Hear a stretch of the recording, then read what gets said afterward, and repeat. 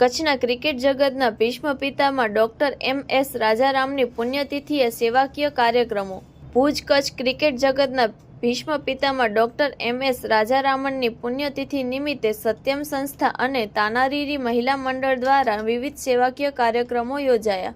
બાળકોને cricket kit, ભોજન અને રૂ.501નું વિતરણ કરવામાં આવ્યું. જરૂરિયાતમંદોને કપડાં તથા ટિફિન સેવા આપવામાં આવી. ગાયો, પંખીઓ અને શ્વાનો માટે ખોરાકનું વિતરણ પણ થયું. કાર્યક્રમમાં મહિલા અગ્રણી લતાબેન હેમંતભાઈ રાજારામની અધ્યક્ષતામાં ડોક્ટર રાજારામને પુષ્પાંજલિ અર્પિત કરવામાં આવી.